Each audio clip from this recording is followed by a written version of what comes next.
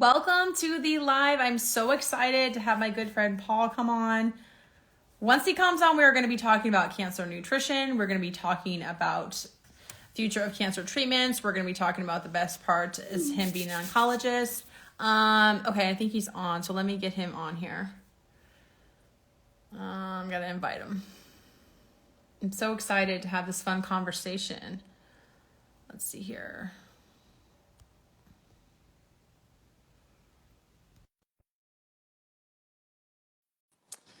All right.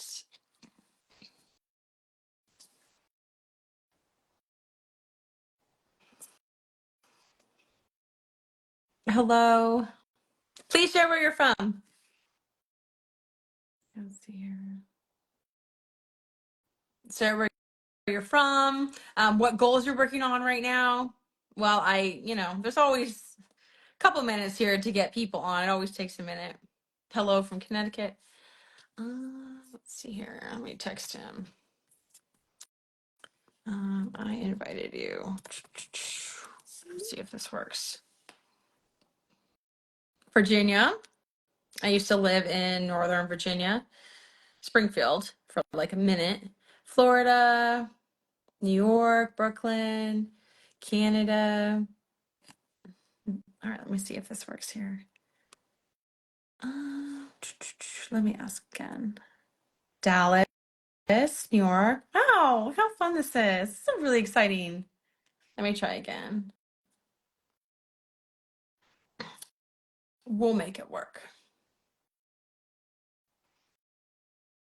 Georgia, Birmingham, Jamaica. So many places. Isn't social media the best? It really is the best. Like, I get to talk to all of you guys here in Maryland. It's so cool. I'm so excited for today. I should say looking out for. Okay, hold on. I'm messaging him right now. Go to IG.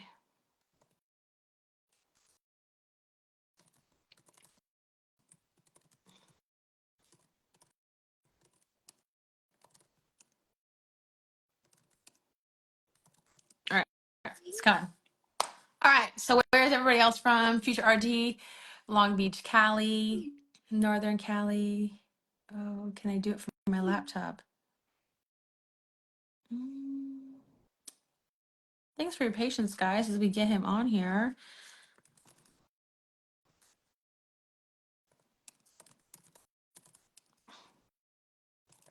We'll figure it out. Okay. Can't wait. It's so fun to join in with an oncologist. And we'll be talking about both like cancer treatments today and cancer nutrition.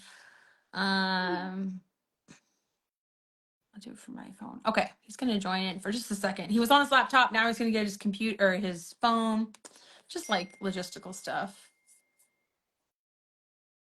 Okay. Alrighty. And you can ask questions today. So once we go through, we'll kind of be sharing back and forth some of the things, talking about certain specific foods. Hi, Julia. Please make sure you go over and follow thyroid cancer dietitian Julia. She is my very good dear friend, and she's been a dietitian and helping cancer survivors for over a decade. So if you are someone who wants support as a thyroid cancer survivor, anything related to thyroid, she is your go-to girl. She's literally the best. So yeah. Go follow Julia, thyroid cancer dietitian. She is the best. All right, let's see.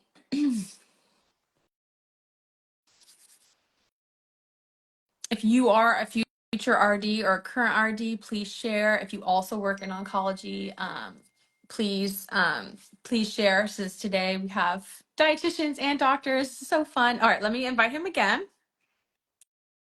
All right, here we go.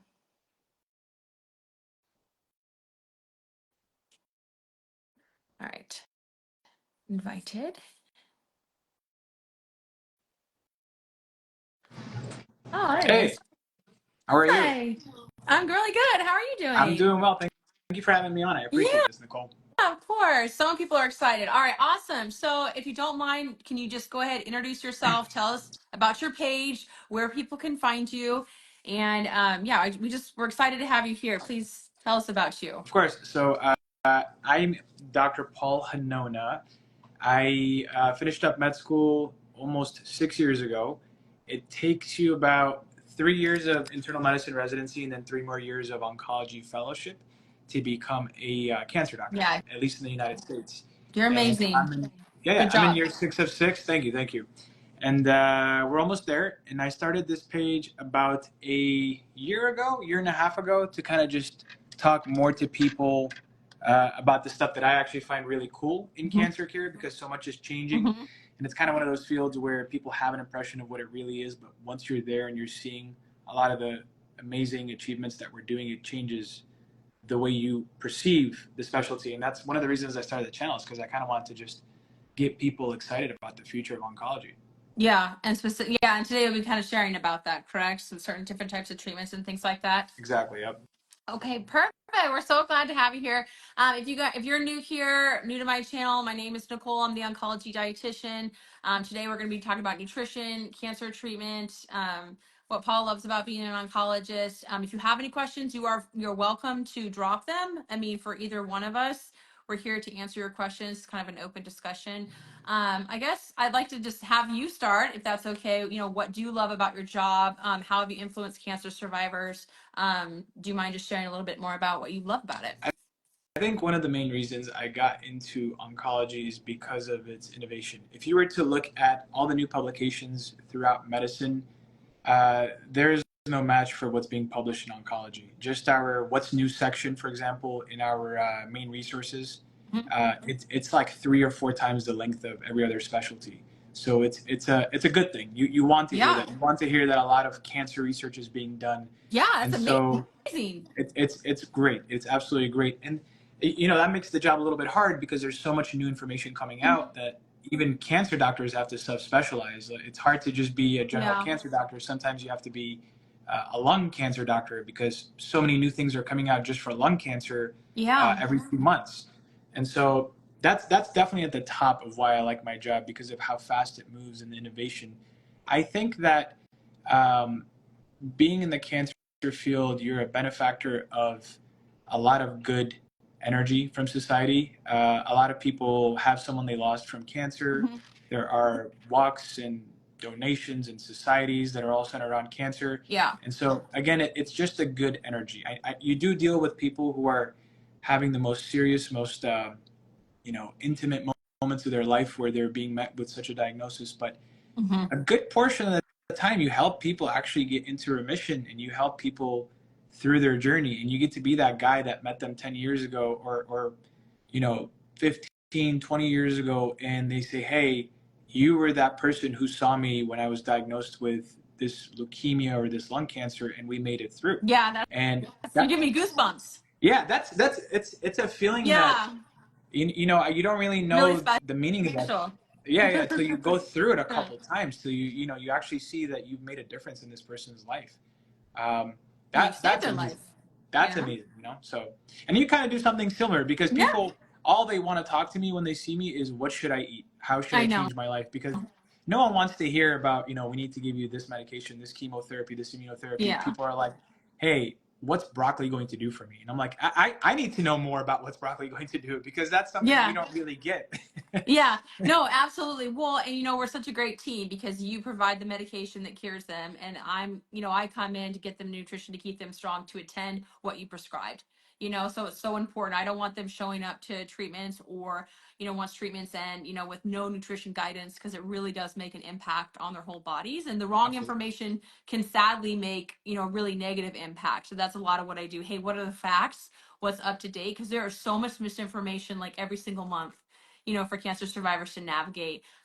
So I did want to ask you a question. I guess we can talk about broccoli first, and then I want to ask you a question about research. So you were mentioning you were reading more up on certain individual foods, and you were really excited about broccoli in particular, right? So I'll tell you how this came about. I'm in my last year, so my fellowship is a little bit more elective focused. That means I don't have to do as many core months. So I've started to take alternative medicine in oncology. And one of the people I rotated with was a naturopath, but specialized in oncology. And a couple of people in that practice focused very heavily on just food as medicine.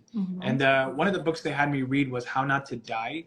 I'm not sure if you're a fan of that book, or have you? Not particularly a fan of all of it, but there is some Okay. good information in there. That, Yeah, not yeah, just to be that's transparent. Yeah. that's kind of the same sentiment that I carried. You know, it's almost impossible to live the way that that book is recommending, but Correct. it does make you aware of certain things that really make you think differently. There was one study, if I'm remembering correctly, about how there were two cohorts of smokers, but one cohort just had more broccoli in their diet, controlled for other factors. And that cohort who had broccoli in their diet had a 40% less chance of having lung cancer. I don't know if I'm butchering that study, but it was something along that line. And that opened my mind. That really is huge, because when we talk about chemotherapy and immunotherapy, things are getting improved if there's like a 10% reduction. So now you're telling me that there is this thing that I could just buy in my grocery store that's going to be even more efficacious. So that got me to really start to think more about nutrition. Yep. Yeah. So it's kind of, you didn't butcher it. What, what you shared is true, that if someone's doing more, I mean, that exact study, you'd have to go look at it. But what's basically going on is people who are falling, if they have a diet that's lower in fiber, they don't have very many plant foods in their diet, they will not be able to lower their cancer risk as well. So plant foods, I mean, they say eat a rainbow, and that's because a rainbow, so all different colors of plant foods, fruits, and veggies will contain different phytochemicals and different antioxidants. So they're all going to have these different amazing things to give you. So that's why I wouldn't want you to just have like one color. Right. And then also white and browns in there too, like garlic and onions and potatoes, that's also in there as well. So the more you have, you're going to be, and the way kind of like, and speaking of broccoli, there's a certain, is it sulfur? What is it? Sulfurphane? Sulforaphane. I can't say it either. I have to look it up. So that will come out specifically from broccoli. So this is like food science for you. So when you damage broccoli, so I don't want you throwing your broccoli in your kitchen, but let's say we're chopping it or putting it in a stew. When you do that, it releases that anti-cancer property. How did you say it? You said it really well. Sulforaphane? I think it's sulforaphane, but I could be saying it wrong too. That's really perfect. Yeah. I love it. So that will come just specifically from broccoli, but it's kind of the way that we prepare it. So you have to damage it. And then once you damage it, it takes time for, I believe that there's a compound and then another enzyme. There's like two things that have to interact to create that anti-cancer property, the one that you just listed off. So if you want to get the, most bang for your buck when using broccoli, what you can do is chop it up and then wait about 30 minutes for the anti-cancer property basically to come about, and then go ahead and use it in your stir fry or things like that. That's something I found super fascinating, because I think I just read that recently too. It's not a matter of just taking the broccoli and putting it in the soup. You actually have to cut the broccoli and let the broccoli kind of have that compound get released. And you're saying a half hour, and then you put it in. How often are people actually waiting a half hour after this? They're not, right? Because it's the enzyme and the compound have to work together in order to yield the sulforaphane. Yep. Okay. So I think you got it. So yep. So I don't got it, but you got it. So what you can do to bypass that, like certain things, like I believe it's broccoli sprouts that you can add to, or like mustard seed, you can add to your broccoli, and I think it's the enzyme that's needed in order to yield that product. So if you don't let the broccoli be chopped and just kind of sit for 30 minutes to yield that anti-cancer property, you can add mustard seed, or I think it was like some type of a sprout or something, and I can always put it in the caption too after our live, to help to give that enzyme that it needs to come about quicker. So that's a different way. And I love that you're making that point, because certain fruits and veggies will emit more antioxidants and phytochemicals whether they're cooked or not. Yes. So there's a cheat sheet. I have some information on that, and I can also put that in the caption as well. But it's good to have a variety of ways of cooking, chopping, eating raw. It doesn't have to just be raw. It doesn't have to all be cooked, but having a combination that will yield the best, in addition to just color, like even bell peppers. There's so many different colors of bell peppers. I want you to be having all those different colors, because then you'll get a wide variety of antioxidants and phytochemicals, which will protect your cells during treatment or help you reduce risk of cancer after. Right. And actually, one of the videos that I've had do very well on this platform was a video talking about tomatoes. I think specifically tomato paste with prostate cancer, and there's that decreased linkage between the two. And a couple of comments I got, it kind of pertain to what you said, that if you cook the tomato, they actually release more lycopene. It's not so much eating the raw tomato, but then other vegetables or fruit, if you don't cook them, they release more of the compound. Correct. So I thought that was super interesting that, wow, like even the way you actually prepare the Yeah. food. And then again, today was the day I found out that even about cutting the broccoli before you cook it I matters. know. I wonder what other vegetables or fruits are like this as well. I know. No, and it's been high maintenance too. You probably would want to just add some mustard seed, but then of course maybe some people don't like that. But yeah, you can get creative, and I think what we want to do is have a variety. You don't want to just have just cooked or just canned or just fresh fruits and veggies. Trying to have a variety. But if you want to get really specific with it, there's a lot of different things. Like, so for example, American Institute for Cancer Research, they've compiled the most well-researched plant foods. Okay. So yes, all plant foods will help you reduce cancer risk. The research is there, but there's specific ones that have been studied more. So like, for example, like flax seeds. Right now, seeds are a really big thing. There's hemp seeds, heart seeds, flax seeds. But with flaxseed, what's important is you have to crush it in order to get those omega-3 fatty acids. Those I saw that too. Yes. Yeah. So I've had Because people like, if you just eat flaxseed by itself, you're just gonna pass it and that's it. Whereas you have to crush it for it actually to get yes. absorbed more Yes, beneficial. Right? exactly. And so, but then with hemp and chia seed, you don't have to do that. But like someone's like, well, I really love flaxseed, and yes, you're going to get the fiber from the flaxseed, so it will help you reduce colon cancer risk. But you want to do some ground up to get out that omega-3. That's really important. Another thing that can kind of change up during cancer treatment, depending on where you're getting like your radiation to your bowel, it can damage or completely remove that lactase enzyme. So Right. you're not lactose intolerant because during radiation, based on where you're being radiated in your gut, you may lose that enzyme and become lactose intolerant just during radiation. A lot of people don't know that either. So it's just really important to have a dietitian on your team or work with a dietitian, because there's so many things that we can do. So we optimize your treatment. My goal is no missed doses, no reduced doses, no missed treatments. And so I want all that for the client, the patient. So good nutrition will help them get there. But those are kind of some playful ways that I've heard recently with nutrition. What have you seen helps people with side effects? Like, first of all, when the patients come to you, what is your bread and butter? Are people coming in very fatigued, very nauseous? And what are your go-tos? Like, what are the things that you almost want to put every patient on? Yeah, every patient on. Okay, so for during treatment, unless their doctor's like has them on some sort of restriction, so I want them to start eating more protein and I want them to start moving more. So sedentary lifestyle will really hinder treatment outcomes, and it'll that cancer-related fatigue is so major, and what will really help them overcome that is more movement. It's not about resting all the time, not pushing like beyond your limits or anything, but too often I'll have, they come to me, they're in bed for days after treatment, they have all that fatigue, they don't feel motivated. And once they start moving and exercising more, they start to have more energy. And then protein's huge, because you probably already know. So protein's being uptake by the body, then it's being uptake by the healthy cells that are injured trying to repair, and then it's also being taken up by the cancer. So that and even some certain cancers will become hypermetabolic, so their metabolism shoots up. So now that not only do they need more protein, but they need more calories. So weight maintenance, emphasizing protein, movement, and then just making sure that they're not taking supplements that could interrupt the treatments. That's a big thing for them, to be talking with you as their doctor, like, hey, these are the supplements I have. What do you think? Talking with the dietitian to see if there's any risk factors. Some supplements are okay, but there'll also be a lot that could interrupt treatment, and I don't want them to do that. What's a common culprit of that? I'm wondering, what's a supplement that you commonly see that does? So the turmeric supplements, and it one time affected my clients. Their ALT/AST was all over the place. They got off that and it got better. I had another client, their B vitamin was out of control, admitted, their liver was all out of whack, and then they got off these supplements, and then it resolved. So supplements will have their place. During cancer treatment, you may get iron deficient. Post-cancer treatment, vitamin D, calcium, is important for bone health. I'm fine with that. But it's when a lot of times it'll be like the turmeric supplements. I'd rather you just use the root, do like, turmeric lattes, a turmeric oatmeal, something really cool like that instead of the supplement. And then just kind of whatever's like cleanse, like certain kind of cleanses. You really want to support your body's natural detox, urinate, defecate. You don't want to take all these, different pills and things like that. I'll see that a lot. And then just certain regimens with just like really high dose, like immunity boosting. You'll see that a lot, like immune boosting with vitamin C is really important, but kiwi is going to be really high in your vitamin C.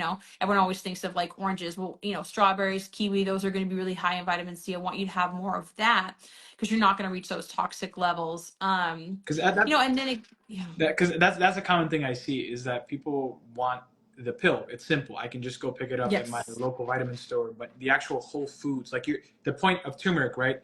There are amazing studies, Mhm. from what I understand, that show turmeric Yes. does wonders for cancer. Yep. But if you're just taking the actual curcumin pill, which is the active compound, you're actually missing out on the full turmeric, dose, whatever it is. But if you eat the natural way, the whole foods way, that has more Mhm. benefit. Same with like what you just said. And Instead of taking that safer. vitamin C pill, if you're eating the whole food, whatever it might be, kiwi, orange, that has more benefits because it's not Yes. just vitamin C that you're getting from this. Yes, so many more benefits, and the fiber and also the hydration and then just enjoying it, So there's so many more benefits that you get from, the whole fruits and veg and even the spices. Just go to the grocery store. But I understand what you're saying. They want to do everything they can, and pills seem, easier or more organized, when really they just need to grocery shop and get more fruits and veggies in. Typical American gets about 15 grams of fiber a day. 50. And then if you're a cancer survivor not feeling your best, you might even be eating less. So now you're getting a lot less fruits and veggies, and that really is what help support your immune system. That's what really help you, give you a lot more energy, is having more fruits and veggies versus like the pills. Right, right. Yep. And then again, like I think not just the compound, but the fiber, the other things that we're missing from those fruits and vegetables. It's just, one of my favorite things to do now is to just pick a vegetable that day or a fruit and say, Mm-hmm. what are the anti-cancer properties and studies of blueberries? And just see Oh, what it comes up yes. with. Pick a different one today, garlic. And Yes. you start to realize the whole eating the rainbow thing. I know, Like right? I have nieces and nephews now, and I just will instill that into them. Like every time I see them, like, what does it mean to eat the rainbow? Give me like 5 vegetables in every color, and just see Yeah. where Do it they goes. eat them too? They do. They've gotten better. They've gotten better. That's good. Yeah. Yeah. And that exposure too. And then someone just commented the vitamin C IV. Yeah. Same thing with those IVs. I know those were more popular. I don't know if they're as popular, but same thing. You're just high dose micronutrients. We need to just go make a fruit salad. Yes. Go Yes. have some kiwis, some oranges, some apples, and in different colors. It's going to be better. And and Um, and sorry, one of the yeah. things that I was reading recently is just nuts. You pointed it out, right? Yes. So not just flax seeds, but even walnuts. Yes. They're like, what do you, when people ask you about nuts? I imagine it's a double-edged conversation because maybe they'll be worried about the high calories, maybe they'll be worried about the fat content, Right. but then the reality is nuts are incredible. They are so nutrient dense and they do incredible things for the human body. Oh my gosh, they're the best. That's just a great snack too. So, to fill up the what's going to empty out of your stomach the slowest is going to be fat and fiber. Those two things are going to be in nuts. My favorites are walnuts because the high omega-3 content. You really can have any type of nut; they're all good. You want to choose ones that are going to be lower in sodium. Okay. Because a high salt diet over a lifetime, it can increase risk of stomach cancer over a lifetime. But my favorites are walnuts, and then eating them plain is a really good snack. They have now a lot of individual packages of just like 100 calories of all these. Yeah, pistachios are a really good one too. Right. So you don't have to overextend on calories, because you're right. Like, you have too much olive oil, avocado, nuts. Now you have a lot of calories. Even though they're good calories, it can be a lot. So you just want to be mindful of those portion sizes, but there's iron in there, there's protein in there, there's healthy fats that will help to, our heart healthy. Fiber reduces risk of colon and breast cancer. So I love walnuts especially, but really any of those nuts and seeds are good. And there's a lot of things you can do. Add into your oatmeal, baked goods, snacks, salads. You can do some type of like nut crust, like on salmon or something. So there's so many different ways to add them in, and it's just a lot of benefit. But yeah, like to your point about the weight thing, there'll also be like the trail mix packs that you get at, like, the gas station, whatever, and some of those could be up to 400 or 500 Right. calories. Right. So if you're someone who's wanting to lose weight, let's look at the nutrition label. Let's figure out, like, hey, let's get those 100-calorie nut packs, not the 500-calorie trail mix one. And, Yeah. and in general, are you a fan of any of those apps that scan ingredients that tell you if they're additives? Wait, what do you mean? Which one? Yucca, for example. Have you ever used that much? So yeah, I have not used it. I am asked about it a lot. So it's hard because it can share, it's opinion based, right? So it's not up Right. to date literature. So, certain additives, people may not like them, or maybe it was shown in a lab or rat study at a really high dose. So it's okay to choose more whole foods. It's okay to not, if you're like, you know what, I don't want to do the chips or the Cheez-Its, I want to stick to, things that have less ingredients. That's okay.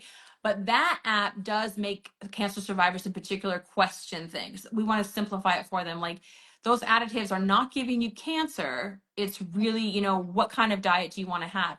Because if you're, you know, you're sitting down, you're having your sandwich and your slice of apples, and you want to have a small bag of chips with that, that is okay. It's not going to increase your cancer risk.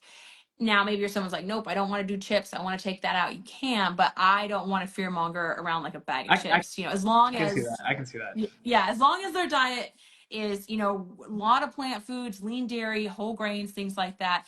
You know, I usually say what I say for my clients, like 200 to 300 calories a day of either like sugary food or chips, you know, like salty. That's a really good balance. And then all the rest of those calories are to plant foods, nuts, seeds, whole grains, you know, lean meats and things like that. It's funny. By the time I see my patients and they've been on treatment, I'm begging them to eat. So Yeah. at that point of the conversation, you're Yes. saying like, whatever you want to eat, eat. Like you're 85 years old. I'm hearing you're only eating 200, 300 calories a day. I Like at this know. point, just eat something, anything, whatever you can stomach, just eat it. Yeah, Right. and if So, you, yeah, it makes me sad. Yeah. and I think at the same time, when you're on a platform like this where you have a younger audience, they want to know what can I eat to prevent. So they're in a more privileged spot of being picky about what they want to eat. And so Yeah. it's kind of just good to know both of the situations of when they come. And then, you mentioned something that I thought was interesting about proteins. The whole conversation around processed meat versus unprocessed meat and Yeah. the data between the two. That I feel like that's not a nuance that we talk too much about versus, I Yeah. go and I buy a hot dog from the local store and I see that it has 16 ingredients and it has nitrates and everything else. And I know Mm-hmm. that might cause an uptake in certain cancers, but Mm-hmm. the idea of going to the butcher and buying unprocessed red meat, that's a little bit more shaky from what I understand. We don't really know. Is that fair Yeah. to say? So basically, so it comes from the World Cancer Research Fund. And if you read through that data, that research, and they have the continuous update project. So this is public information. Anyone can go read it. There's a lot of studies they put together. And basically, it's a panel of doctors, scientists, things like that saying, hey, what's increasing risk of cancer in humans?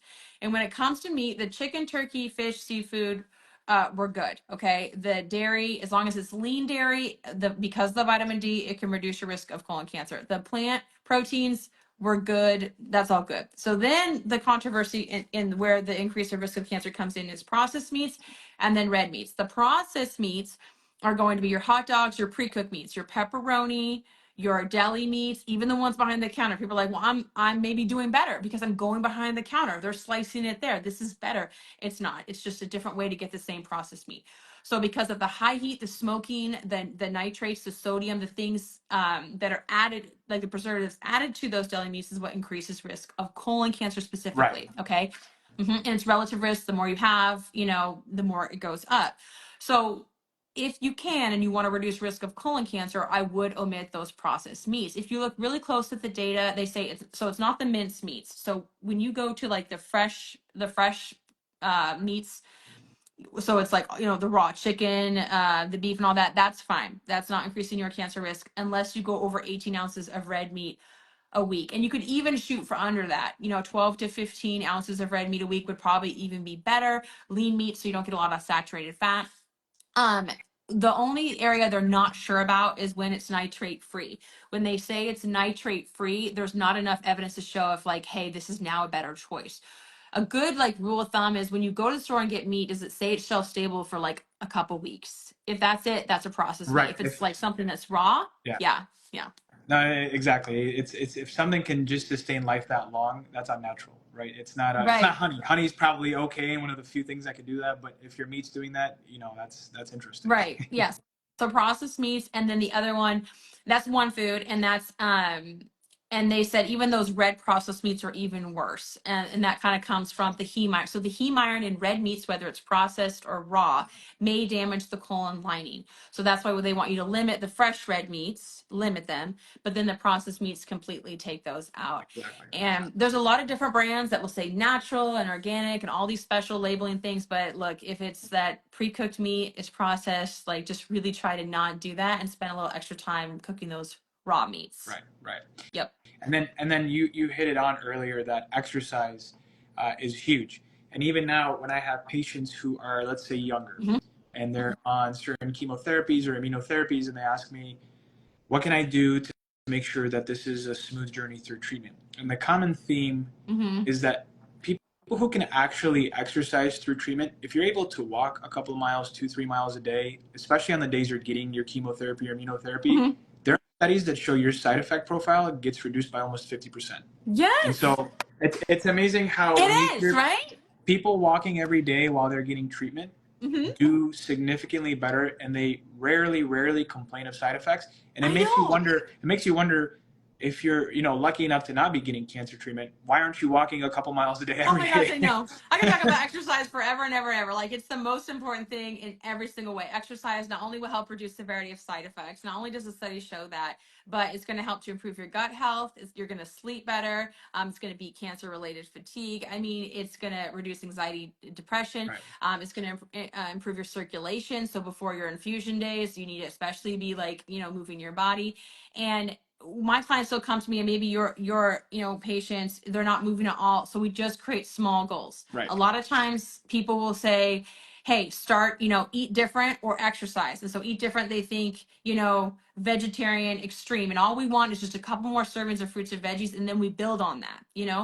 Same thing with exercise. If you're not moving at all, let's start with half a mile twice a week, and then let's build on that. And that's minimal. And so I've had clients who will build on that. They weren't walking, and then they end up walking 2 miles and they're through treatment, and they feel more energized.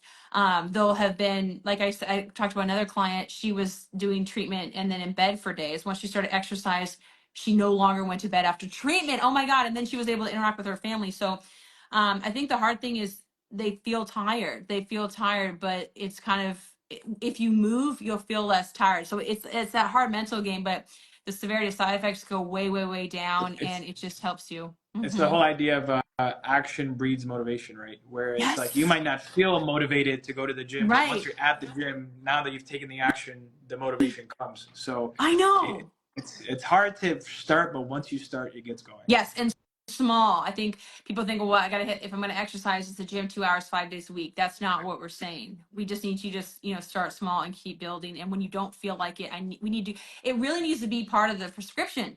Right. It's just I, so like exercise. Yeah. Yeah. It's so good. it's absolutely one of those things. And to your point, I think one of the myths that people hear of cancer care is that once you hear the word cancer, it's over. There are stats, especially from Sears data, for example, that show the 5-year overall of all cancers is now close to 60%, a little above that. That means the majority of people Mm-hmm. that are being diagnosed with cancer are living 5+ years. And the reason that number matters in the world of oncology is because chances are when you survive 5+ years of a cancer, you're going to, ultimately die from something else that's not related to cancer. Yeah. If you're a 72-year-old and you get diagnosed with colon cancer and you've made it 5+ years, that likely means the treatment worked for you. Treatment doesn't work for everyone, but when it works for people, it works for people, and they go into a long-term remission.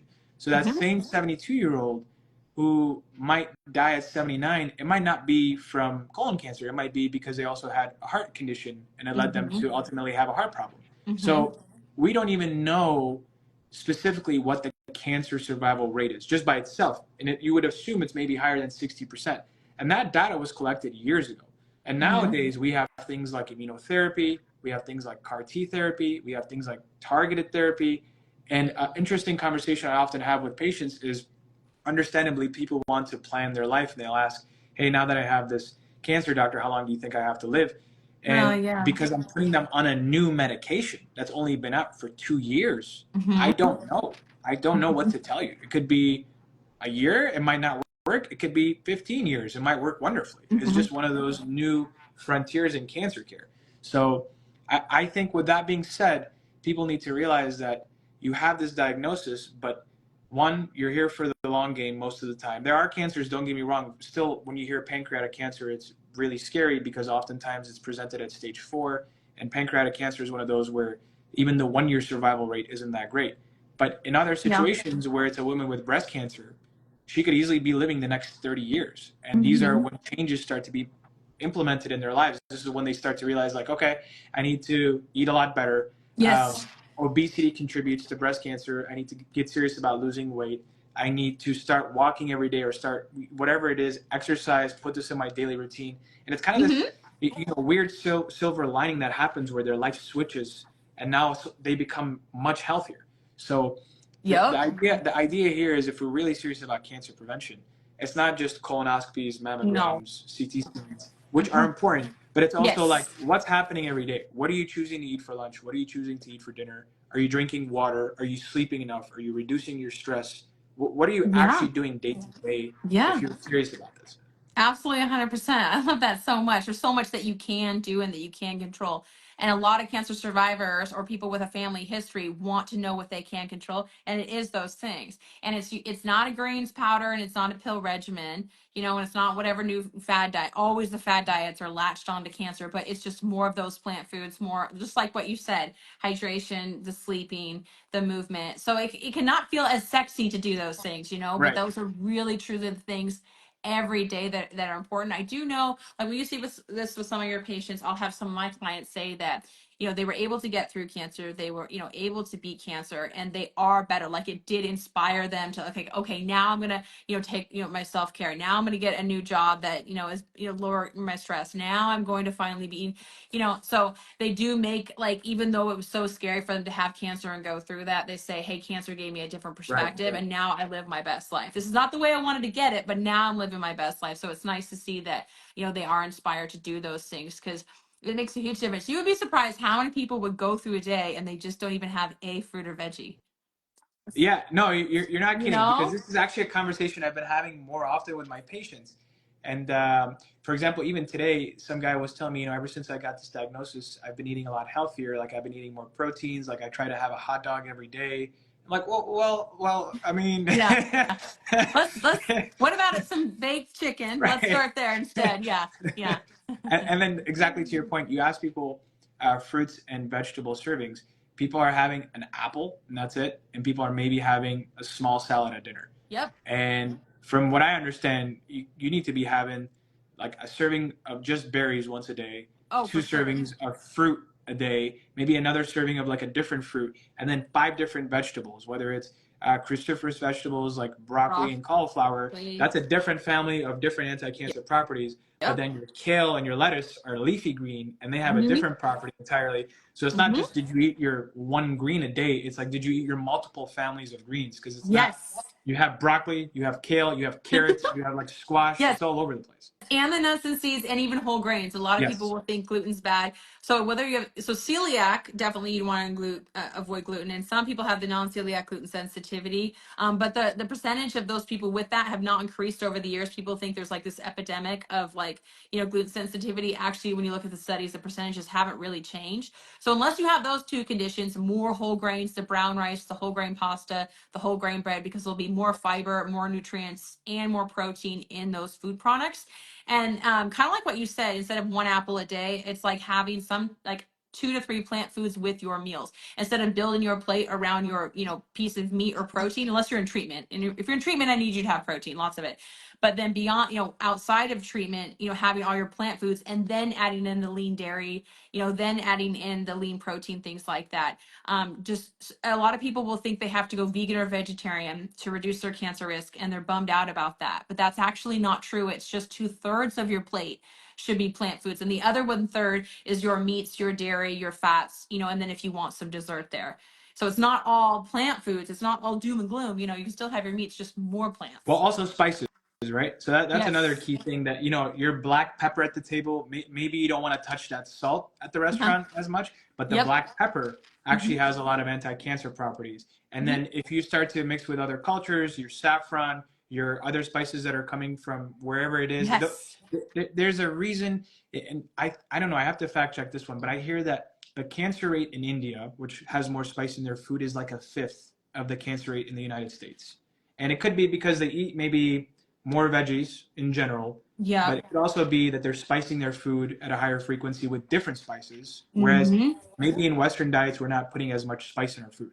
No, I agree with you. And there's too much salt. Too much salt. Also, salt's an acquired taste. So the more you have, the more you want. The less you have, the less you want. So that's good news. Like sugar, we don't acquire that taste. We just come out liking sugar and we like it. But with salt, like if you lower your salt intake, then you'll actually like it less. And then to your point, like the turmeric, some black pepper will help those anti-cancer, those anti-inflammatory properties be absorbed better. Right. So like you'll see if you get like a bottle of like maybe a premixed turmeric latte, you'll see there's pepper in the ingredients because it helps to absorb that turmeric better. I've read that. So Yeah, like it you said, activates, it co-activates. Yeah. yeah. So, having a variety of spices also, even like those fresh herbs like cilantro, parsley, things like that, people skip over those. They're, only a couple dollars and it's a way to make your meal better. And also it's fresh. And then you're not always using a bunch of, saturated fats like a lot of butter or salt to make your meals taste good. You're making it taste good with fresh ingredients and spices. Right. Right. Yep. Well, hey, this has Yeah. been awesome. I Yeah. actually really, really enjoyed this. Yeah. This has been so fun. So, do you want to answer a couple questions? Sure. Yeah, let's do it. Why don't you do that? Why don't you answer a couple for the audience? I think they would really love that. So that, one person's mentioning the Mediterranean diet being something that's kind of helped them um, go through the journey. And I think it kind of goes to our point, Nichole, where Mediterranean diet focuses on lean protein. It's pretty involved in different vegetables and fruits. And It's healthy fats involved too. healthy fats, olive Mm-hmm. oils, nuts. Mm-hmm. So it kind of makes sense, right? So Yep. it's not the standard American Mm-hmm. gas station diet where I'm picking up a Slim Jim and a Monster Energy. It's Yeah. more so that unfortunately, it does involve time preparing the food. So I know that some people might not have the resources, but at the same time, if you can get into that rhythm, Yes. Mediterranean diet is one of the key diets. Absolutely. And I like about Mediterranean diet, it also talks about like family meals, mindful eating, movement and activity. So it's kind of that whole Mediterranean vibe. Besides the wine intake, I mean, everything about that Mediterranean diet is really good. Yeah. Yeah. That's very fair, actually. Yeah. Yeah. One person was asking if chemotherapy destroys the good cells while trying to get the cancer under control, and that is true. That's why people will lose hair. That's why people will have diarrhea often with cancer, because first of all, there's plenty of different types of chemotherapies, and they all have different side effect profiles. But the cells that divide and grow the fastest are cells like your hair, cells like your gut lining. So when you're trying to kill the very fast to divide cancer cells, you're using a medication that kills fast cells in general, and that's often why you lose your hair. Most of the time, again, it's really chemo specific. You do get your hair back. Your gut does repair itself. There are things that we can do to slow down diarrhea. That's why you see your oncologist pretty frequently when you're on treatment, because all these side effects do pop up. But the one other thing that I want to encourage people with is 2024 cancer treatment is very different even from 2004 cancer treatment, which was very different from 1984 cancer treatment. If I talk to the doctors that have been in this field for 30 years, something as simple as nausea was not well controlled. So in the 1990s, and this is probably where a lot of the fear of chemotherapy comes from. You're hearing stories of your grandparents who, if they got chemo and they're surviving, they probably got it 30 years ago, and they'll tell you, I was throwing up every day. This other side effect was happening every day. But our anti-nausea medications have gotten so well. They're so amazing. That the majority of my patients don't have nausea even while they're on treatment. And if you are having nausea, you shouldn't think that that's normal. You should be communicating to your doctor like, hey, dude, what's going on? I've been throwing up 3 times a day. Is this what I should expect from this? And they'll say, no, we need to add another anti-nausea medication. And so, yes, chemo definitely has its side effects, but 2024 and onwards, we've gotten so much better at controlling those side effects. Yeah. So I think having a really good doctor like yourself is something that's so important for a cancer survivor. So would you give them any tips on how they can make sure it's a good fit? A doctor that, like, what should they be looking out to choose the best oncologist to treat them? I think this is in general for a good doctor. You would be surprised the amount of people that don't listen.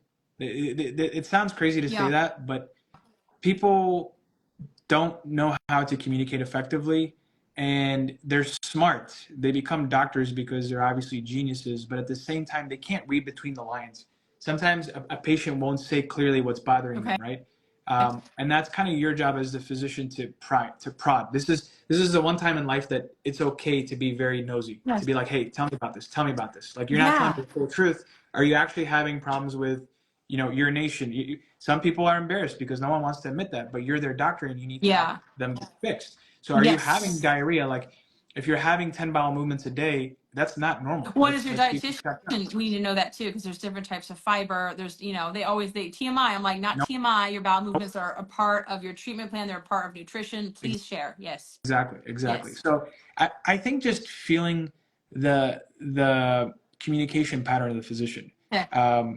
Again, I don't know what it is, but with some people, even when as a physician speaking to another physician, I have my preferences because I know that this surgeon, for example, is really good at communicating, and I know he's going to respond to my messages on time, and that we're going to get a plan going in an hour for this patient Wonderful. versus someone else who might be too busy and might not get to me, and that patient is more urgent, and we need to take care of them a little bit more rapidly. So you start to realize that people who can communicate effectively, who can read between the lines, that's ultimately the person you want to have. Sounds Oncology is lovely. Yeah. it's hard. In 2023, I think 25% of all cancer doctors in America retired. We were just an aging population Oh, of wow. physicians, and what that means is there's an insane shortage for oncologists throughout the United States. So it's becoming a little bit more harder to find cancer doctors, but at the same time, it's become a field that more younger physicians are drawing themselves to because of all the new Good. treatment options that have come out. Because it's Yeah. become a lot more of an exciting field. Previously, people didn't want to go into oncology as a field because the survival was not nearly what it is today. Yeah. But I'm telling you, 60% of people now are surviving more than It 5 years. was And, feeling and, and more then, morbid back then, and now it's more exactly. hopeful and successful. And in the next 10 years, maybe we'll get that percentage to 70 or 80% of people surviving past 5 years. And so it then becomes a lot more of an attractive field because you need to take care of yourself too. If you're going to work every day and you're sad, you might not want to do that job for too long. But luckily for the last couple of years, I'm telling you, you definitely have your moments where your patients, fight their fight, but then lose. But then more often than not, I'm telling you, it has become a more optimistic field. Absolutely. Yeah, that's really, really good. I love to hear all the research. And then also it's really important to advocate, to tell the audience to advocate and find a doctor who's good at communicating, because that's just so important for them to hear that. Because I can tell my clients that have doctors who care and talk to them or even like hug them, they just say it makes all the difference in trusting them and just feeling at ease about their treatment plan. Exactly. And Yeah. again, doctors are also, I just told you 1/4 of the workforce is gone. Yeah, that's crazy. And so So that was just like ironic because that's wild. if you were maybe the cancer doctor seeing 15 patients a day and you work at an institution that kind of runs your schedule, now they need you to see 25 patients a day. And what that means is you can't spend that half hour in that room anymore. You can only spend 15 minutes. So it feels rushed, but it's also a strain on the system. Like that's when you're that cancer patient and you're fighting your journey, you're thinking about your life. You're not thinking about how this doctor now has 60% more work to do because whatever institution he's working at is saying, hey, we have patients to see. And that's the thing too. It's if you're seeing 25 patients, there are 20 other patients that also have cancer that need this conversation. Otherwise, these people never get seen. Mm-hmm. So it's definitely a strain on the system. We'll see how artificial intelligence can maybe help speed up the workflow of a physician. That might be a silver lining to look forward to in the future. That would be good. That's a lot of patients. So you're either not being able to stay with patients very long or what? You're just working really long days and then you're worn out. I mean, it feels like a really difficult situation to be in. Kind of. I think you have to develop a very efficient communication pattern. Yeah. You have to be very straightforward with what the plan is and make room for the most important part of the conversation. Yeah. So if you have communication. If you have 15 minutes with a patient, you're not going to talk about the game that just happened, which could feel a little bit cold, but you need to make sure they're doing okay. You're going to ask them about nausea, their bowel movements, their breathing, their fatigue, and you're going to try to, tell the plan in that 15 minutes. And so sometimes it could feel a bit rushed. But again, if the patient is getting everything they need and then they come back, you develop that relationship with them throughout that year that they're getting treatment. So maybe in that first or second visit, if the doctor feels a bit rushed, it's different. But then maybe that third or fourth or fifth visit when you're on autopilot and your treatment's going well, now the 10 minutes of the conversation are like, well, tell me about your family. Like, what do you like to do for fun? That's when it becomes a little bit lighter. So things settle in once you have a few of those first points. So that's also nice for people to know too. Exactly. Yes. Yeah. And hopefully it will get improved and more oncologists or more doctors will want to go into oncology, especially with all the research. Why do you think there's so much research within oncology and not other fields? Why do you think that is? That's a great question because cardiology, for example, also needs help. People, Yeah. here's the thing: if someone gets breast cancer and she's 50, Mhm. again, she's going to have her entire community support her. She's going to have charities. She's going to have national research dollars dedicated to finding the cure. Okay. Whereas someone who's 50 who has heart failure because they've abused substances and they've ruined their heart because they've done heroin is Okay. not going to get that same love from society, No. even though drugs are Correct. an addiction and it's sad what Amen. happens to these You people. And I wish make we some could say good these points people right differently. now. Yeah. But that person with heart failure can also die in 5 years, right? So I think cancer benefits from this extra romanticization of what it means to have cancer. There's just way more community support. I'm not complaining. I Hmm. do feel bad for the other fields. I mean, I want to cure cancer. I want to get more research into Yes. cancer. But at the same time, you're right. We need research that's also dedicated to Parkinson's, that's dedicated to COPD, that's dedicated to PCOS, whatever it is. Sure. But it's just people when they hear Want that to word, it's run to just a help. different weight. Yes, Yeah. Yeah. So there's a lot of, I mean, there's so many, yeah. It's hard about that example you just gave of those two different 50-year-olds, you right, know? exactly. Who are both maybe going to have a bad ending in 5 years, but even with heart failure, we've made some strides. And again, with that woman with breast cancer, who's to say she doesn't live till she's 80? I've definitely had those patients. Yeah. They get diagnosed with breast cancer when they're 42, and I'm seeing them again at 76 because now they have lung cancer and they didn't Yeah. stop smoking. Yeah, yeah, well, yeah. I love to see there's more research. I love to see there's community and support. I think that just sounds really good. It's good for cancer survivors that, and if someone's newly diagnosed, there's so much more research and support and treatments that are coming out all the time. And that's really hopeful. That's really good news. Absolutely, absolutely. And it's if you ever look at a chart of an inflection Mhm. point, like for example, if you're trying to get followers on YouTube or Instagram, Mhm. that first couple of months you're only gaining like 15 followers every week, and it feels Yeah. frustrating. But then you hit that inflection point where all of a sudden some of your stuff starts to go viral, and now you go up this way instead of going up Yes. slowly. Now you hit that Yep. inflection point, you're going up this way. Yep. I feel personally that in the world of cancer research, we're Yeah. there now.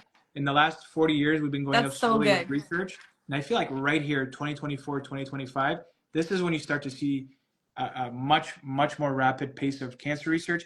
Don't underestimate AI. Part of finding cancer treatment is finding a needle in the haystack. And you can Okay. imagine if you're just a single person going through the hay trying to see the needle, it might Okay. take time.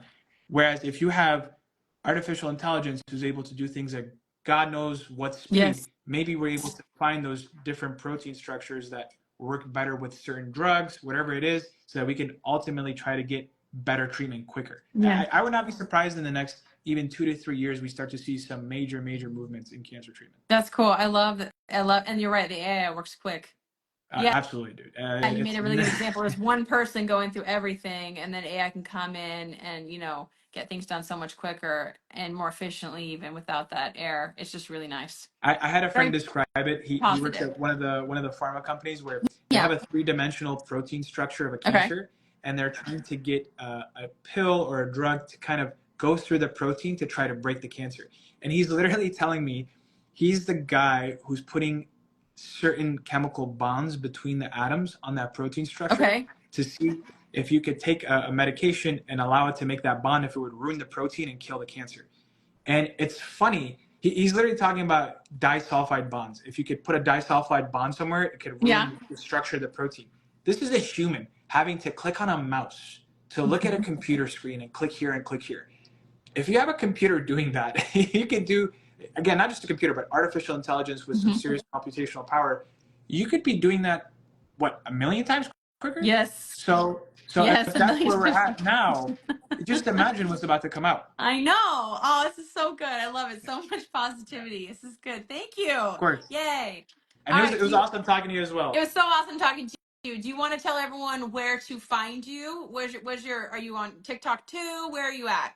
So on Instagram, I'm doctor.discover, and then on TikTok and YouTube, I'm trying to get more into long format. This is a perfect example. I like making short format Yeah, content, but I look at want to get us. deeper into conversations Yeah. because now you're teaching me something and people benefit from this. Yeah. And you're So I've teaching been me a trying to lot grow. too. This is Right. great.